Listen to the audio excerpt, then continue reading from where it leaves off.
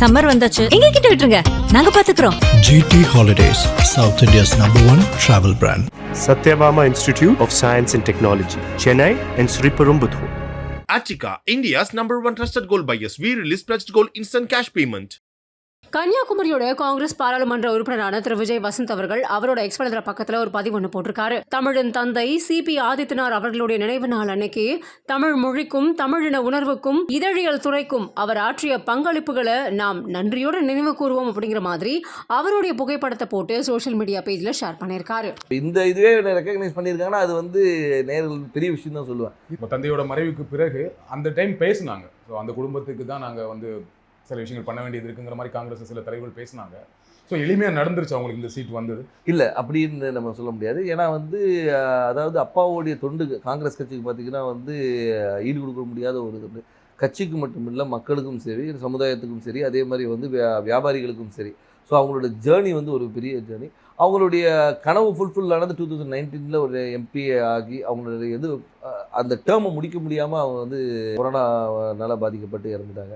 இதில் என்னென்னா அந்த டைமில் தான் எனக்கு அப்பாவோட கனவுகளை நிஜமாக்கணும். ஏன்னா அது வரைக்கும் இருக்கும்போது நம்ம ஒரு ஃப்ரண்ட் ரன்னராக இல்லவே இல்லை. நான் அரசியல்னாலும் அப்பா கூட ஈடுபாட்டில் இருந்தேன். நான் ஃபஸ்ட்டு அப்பா மேயர் எலெக்ஷன்லேருந்து கேம்பெயின்ஸ் போயிருக்கேன். அப்போ காலேஜ் ஸ்டூடெண்ட் நான். ஸோ அந்த மாதிரி நம்ம பிஹைண்ட் இதில் அப்பா இப்படி பண்ணலாமா அப்படி பண்ணலாமான்னு கன்னியாகுமரி வரும்போது நாங்கள் ரொம்ப இன்வால்வாக இருந்தோம். ஃபார் எக்ஸாம்பிள் பார்த்தீங்கன்னா நோவல் டாட்டா அவர்களை பார்த்து TCS கொண்டு வரணும்னு கேட்டோம். அதே மாதிரி ஒரு ஜப்பான் நிறுவனத்தோட கடல் சீற்றத்தை எப்படி பண்ணலாம்னு பேசினோம். அப்பா முயற்சி எடுத்து ஏர்போர்ட்டே வர ஃபீஸிபிலிட்டி இல்லைன்னு சொல்லும்போது ஒரு எக்ஸ்பர்ட்ஸை கூட்டு அவங்கள டெல்லி கூட்டு போய் வாங்கி இஸ் ஃபீஸிபிள்னு சொல்லி ஃபர்ஸ்ட் ஃபேஸ் பண்ணி செகண்ட் ஃபேஸும் ஓகே. ஸோ இந்த மாதிரி ஒரு விஷனோட போயிட்டு இருக்கும்போது திடீர்னு மறைந்த உடனே ஐயோ அது பண்ண வேண்டிய கடமை நம்மளுடைய கடமைன்னு நான் சொல்லுவேன். ஒரு தந்தையை விட்டு போன பணிகளை மகனாக செய்ய வேண்டியது. அது குடும்ப ரீதியாகவும் சரி, வசந்தன் கோவாக இருந்தாலும் சரி, சமூக பணியாக இருந்தாலும் சரி இது எனக்கு செய்ய வேண்டிய கடமைன்றது எடுத்து உங்களுக்கு அந்த கடமையை அதை நம்ம பண்ணணுங்கிற ஒரு ஆசையும் கடமையும் இருக்கு. பட் கட்சிக்குள்ள அதை முழுமையாக ஒத்துக்கிட்டாங்களா? கட்சிக்குள்ள முழுமையாக ஒத்துக்கிட்டாங்கன்னா நான் மறைந்த பின்பு நான் உள்ள வரல. அதுக்கு முன்னாடி AICC மெம்பராக இருந்திருக்கேன், ஆர்ப்பாட்டங்களில் கலந்துருக்கிறேன், நிகழ்ச்சிகளில் கலந்துருக்கேன். ஏன்னா அப்பா ஃப்ரண்ட் ஹேண்ட் இருந்தாலும் நம்ம தெரியல. நிறைய பேர் கேட்டாங்க நீங்கள் கட்சியில் என்ன இருந்தீங்க சார், நான் இதில் இருந்த பாருங்க அப்படின்னு ரெஃபரன்ஸ். ஓகே நீ இருந்திருக்கீங்களான்னு ஒரு இது அப்பா மறைவு பின்பு நம்ம தெரிஞ்ச உடனே ஒரு லைம் லைட்டில் வந்த மாதிரி. நடுவில் கார்த்தி சிதம்பரம் அவர்கள் கன்னியாகுமரி தொகுதிக்கு பிரியங்கா காந்திக்கு விருப்ப மனு கொடுத்தாரு இல்லையா? அப்ப எப்படி இருந்துச்சு அது? அப்ப எனக்கு என்ன தோணுச்சுன்னா, ஓகே கட்சிக்குள்ள அதுக்கு முன்னாடியே பேசிட்டு இருந்தாங்க, விஜய் வசந்துக்கு தான் தொகுதி கொடுக்க போறாங்க அப்படின்னு பேசிட்டு இருக்கும்போது இந்த ஒரு நிகழ்வு நடந்தது. கட்சிக்குள்ள அப்போ ஒரு சப்போர்ட் இல்லாம இருக்கும். அப்படி இல்லை. அதாவது அதுக்கு தான் பேர் விருப்ப மனுன்னே வச்சிருக்காங்க. அவங்க விருப்பப்படுறவங்கள இது பண்றதுதான் விருப்ப மனு வச்சிருக்காங்க. ஏன்னா அப்பா போட்டியிடும் போது ராகுல் காந்தி அங்கே போட்டியிடும் சொல்லி விருப்ப மனு கொடுத்தவங்களும் இருக்காங்க. ஸோ அதனால அந்த விருப்பத்தை ஒரு அகில இந்த தலைவர் நம்ம தொகுதியில கன்னியாகுமரி காங்கிரஸோட கோட்டையாக இருந்த ஒரு காமராஜர், குமரி அனந்தன் இவங்கெல்லாம் வெற்றி பெற்ற ஒரு டென்னிஸ் எல்லாருமே வெற்றி பெற்று ஒரு காங்கிரஸோட இதாக இருந்தனால அந்த ஒரு பலம் இருக்கிறதுனால பண்ணா நல்லா இருக்கும்ன்ற ஒரு இது. இப்போ சீட் கொடுத்தாச்சு, எந்த அளவுக்கு நம்பிக்கையா இருக்கீங்க? ரொம்ப நம்பிக்கையா இருக்கு. மக்கள் என்ன ரெஸ்பான்ஸ் சொல்றாங்க? மக்கள் ரெஸ்பான்ஸ் ரொம்ப நல்லா இருக்கு, ரொம்ப நல்லா இருக்கு. அதே மாதிரி என்னன்னா ஆதரவும், அதாவது முதற்கண் கட்சியோடைய ஸ்ட்ரென்த்தும் எங்களுடைய கூட்டணியோடைய பலமும், அதுபோல் அப்பா விட்டு சென்ற பணிகளும், அதுபோல் ராகுல் காந்தி அவர்களுடைய வருகை அது அந்த கரெக்டாக அந்த மார்ச் 1 வந்தது ஒரு பெரிய எழுச்சியை கொடுத்தது. எங்கள் தொண்டர்கள் மத்தியிலும் சரி, பொதுமக்கள் மத்தியிலும் ஓகே நம்ம ஊர் வந்திருக்காங்க, அவர் பண்ண அதாவது ஒரு தலைவராக வராமல் ஒரு தொண்டனாகவும் சராசரி மனிதனாக வந்தார். இப்போ நீங்கள் எல்லா தலைவரும் வராங்க, மீட்டிங் போடுறாங்க. அப்படி இல்லாமல் ரோட்டில் ஒரு டீ கடையில் நின்று ஒரு பையனை கூப்பிட்டு பேசி அவங்ககிட்ட ரன்னிங் இன்ட்ரெஸ்ட் இல்லைன்னா ஷூஸ் இருக்கா இல்லைன்னா ஷூஸ் வாங்கி கொடுத்து அனுப்புகிறேன். ஸோ இந்த மாதிரி ஒரு இதுக்கு பர்சனல் கனெக்ட் திடீர்னு போய்ட்டு ஸ்கூலில் போய் தண்டனை எடுக்கிறாரு, இன்ட்ராக்ட் பண்ணுற ஸ்டூடெண்ட்ஸோட. அதே மாதிரி பார்த்தா இதுக்கு முந்தின இதில் பார்த்தா நெசவாளிகளும் சரி, விவசாயிகள் இன்ட்ராக்ஷன், மீனவர், அந்த மாதிரி எல்லாரோட கனெக்ட் பண்ணும்போது நம்மளோட ஒருத்தர் அவர் அப்படின்ற ஒரு அஃபினிட்டி வருது. அது போக மட்டும் இல்லாமல் இப்போ ஆளுகின்ற பிஜேபி அரசு மீது உள்ள எதிர்ப்பும் அதிருப்தியும் கூட ஒரு பெரிய பலமாக இருக்கும். கன்னியாகுமரியில் பிஜேபிக்கு கொஞ்சம் ஸ்ட்ராங் இல்லையா?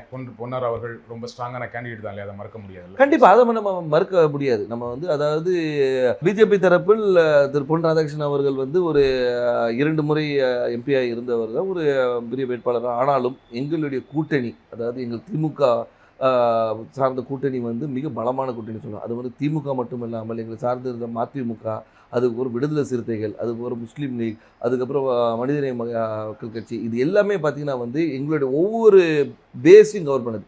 அதாவது ஒரு முஸ்லீம்ஸ் கவர் பண்ணுது, திமுகவோட ஸ்ட்ராங் ஹோல்டு, மதிமுகவோட ஸ்ட்ராங் ஹோல்டு, அந்த மாதிரி எல்லா பாக்கெட்டும் கவர் பண்ணிக்கோங்க. எங்களோட ஸ்ட்ரென்த்தை நான் இன்னும் மொபிலைஸ் பண்ணி வச்சுருக்கோம். ஸோ இப்போ பார்த்தீங்கன்னா இது எங்களுடைய ஷோர் ஷாட் விக்ட்ரின்னு சொல்லணும்.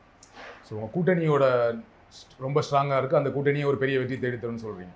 கண்டிப்பாக திரு வசந்தகுமார் அவர்களுக்கு கன்னியாகுமரி தொகுதி மக்கள் வாக்களித்தாங்க. ஏன் விஜய் வசந்த் அவர்களுக்கு வாக்களிக்கணும்? ஏன் உங்களுக்கு வாக்களிக்கணும்? அதில் வசந்தகுமார் அவர்களுக்கு வாக்களித்தனால விஜய் வசந்துக்கு வாக்களிக்கணும்னு நான் சொல்ல வரல. ஆனால் ஒரு காங்கிரஸ் வேட்பாளராகவும் அதே மட்டுமல்ல வசந்தகுமார் அவர்கள் வந்து இந்த மக்களுக்கும் கன்னியாகுமரி மக்களுக்கும் பல துண்டுகளை செஞ்சுருக்காங்க. அது விட்டு போன பணிகளை வந்து அவர் மகன் செய்வார் என்ற ஒரு நம்பிக்கை அவங்களுக்கு இருக்குது. அது மட்டும் இல்லாமல் வந்து நான் வந்து ஒரு வாரிசாக வந்து நேராக போயிட்டு வந்து நான் நேராக டெல்லியில் இங்கேயும் போய் வரல. அடுத்த நாளே மக்களை சந்தித்தேன், மக்களோட இருந்தேன், எல்லா நிகழ்ச்சிகளை கலந்து கொண்டு எல்லாரோட நிறை குறைகளை கேட்டுட்ருக்கோம், மக்களாக இருந்தோம். அது ஏன்னா எடுத்தவொன்னே அக்செப்ட் பண்ணிக்க மாட்டாங்க. கேட்குற கேள்விக்கு நான் சொல்கிறேன், அதை அக்செப்ட் பண்ண வைக்கிறதுக்கு நான் ஒர்க் பண்ணேன். ஸோ அதனால் வந்து அப்பாவுடைய இடத்தை வந்து மகன் வந்து நிரப்பார் என்ற நம்பிக்கையை அவங்களுக்கு கொடுத்தேன். அந்த நம்பிக்கையை வந்து எல்லார் மேலேயும் பெருசாகவே இருக்குது. அதனால் வெற்றி வாய்ப்பு ரொம்ப நல்லா இருக்குது. குமரி மாவட்டத்தில் வரீங்க, ரொம்ப படித்த மாவட்டம், ஆனால் அங்கே நிறைய பிரச்சனைகளும் இருக்குது. அதை கரெக்டாக ஐடென்டிஃபை பண்ணியிருக்கீங்களா? என்னென்ன திட்டங்கள் வச்சுருக்கீங்க? கண்டிப்பாக. அதாவது வந்து நீங்கள் கன்னியாகுமரியை பொறுத்த வரைக்கும் பார்த்தீங்கன்னா வந்து இந்த மிக்ஸ் ஆஃப் ஆல்னு சொல்லலாம். அதாவது கடல் இருக்குது, மலை இருக்குது, எல்லாமே இருக்குது. அதனால் வந்து மக்களுடைய தேவைகளும் அவங்களுடைய இதுவும் நிறைய வேறுபாடுகள் இருக்குது. ஒரு பாக்கெட்டையும் நாங்கள் அனலைஸ் பண்ணி வச்சுருக்கோம். அதாவது இந்த மக்களுக்கு இது தேவை, இவங்களுக்கு இது தேவையில்லைன்ற அளவுக்கு அனலைஸ் பண்ணி வச்சுருக்கோம். மக்களுக்கு விரோதமான எந்த ஒரு சட்டத்தையும் கொண்டு வரக்கூடாது என்ற ஒரு முடிவும், மக்களுக்கு எப்போவுமே நன்மை கொடுக்கணுன்ற ஒரு சட்டத்தை கொண்டு வரணும். அவங்க மக்களுடைய வாழ்வாதாரத்தை உயர்த்துகிற அளவுக்கு என்ன செய்யணுமோ அந்த திட்டங்களை கொண்டு வந்து. எனக்கு தெரிஞ்ச வரைக்கும் குமரி மாவட்டத்தில் வாழ்வாதாரம் ஓரளவுக்கு நல்ல வாழ்வாதாரம் இருக்கும். எல்லாமே படித்தவங்களாக இருப்பாங்க, வேலையில் இருப்பாங்க.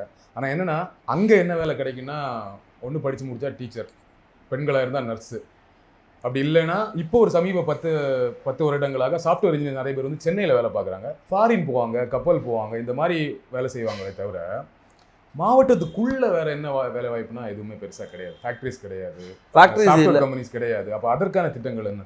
அதற்கான திட்டங்கள் நிறைய கொண்டு வர திட்டங்கள் நிறைய இருக்குது. ஏன்னு சொல்லிங்கன்னா வந்து நீங்கள் சொல்கிற ரிக்குவயர்மெண்ட்ஸ் மட்டும் பார்த்தீங்கன்னா வக்கீல்களும் நிறைய இருக்குது, டாக்டர்ஸ் நிறைய இருக்கிறாங்க. நீங்கள் சொன்ன அது நர்ஸ் டாக்டர்ஸ். அது மட்டும் இல்லாமல் வந்து லிட்ரஸி ரேட் அதிகம் இருக்கிறதுனால வந்து இவங்க பல இடங்களில் ஸ்ப்ரெட் பண்ணியிருக்கிறாங்க. ஸோ அது மாதிரி தொழிற்சாலைகளை கொண்டு வரது வந்து ஒரு சில பாக்கெட்டில் கொண்டு வரலாம். நீங்கள் பார்த்தீங்கன்னா தொழிற்சாலைகள் வந்து ஒரு இடத்துல கூட, அதே மாதிரி கடற்புற கதை வந்து டெவலப் பண்ணுறது என்னென்ன கொண்டு வரணும். ஸோ தொழிற்சாலையை கொண்டு வருது. அதனால வந்து ஒவ்வொரு ஊர் இப்போ பார்த்தீங்கன்னா ரப்பர் ஃபேக்ட்ரி இருக்காங்க, ரப்பர் ஃபேக்ட்ரியை வந்து நம்ம டெவலப் பண்ணலாம். ஸோ வந்து அது மாதிரி தொழிற்சாலை நிறைய இருக்குது. அதே மாதிரி வேலைவாய்ப்பு திட்டங்களும் நிறைய கொண்டு வரலாம். நம்ம என்னென்னா நம்ம மக்கள் என்னென்னா இங்கே இருக்கிற மக்கள் எல்லாமே பாதி பேர் வெளியே தான் இருக்கிறாங்க. இப்போ இந்த கொரோனால தான் நமக்கு தெரிஞ்சு பாதி ஊரில் இருக்கும். இவ்வளோ பேர் வந்து நம்ம ஊரை சார்ந்தவங்க இந்த தமிழ்நாடு முழுக்க இருக்காங்க தெரியும். சம்மர் வந்தாச்சு, எங்க கிட்ட விட்டுருங்க, நாங்க பாத்துக்கிறோம்.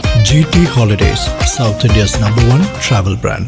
Satyabama Institute of Science and Technology, Chennai and Sriperumbudur. Achika, India's #1 trusted gold buyers. We release pledged gold instant cash payment.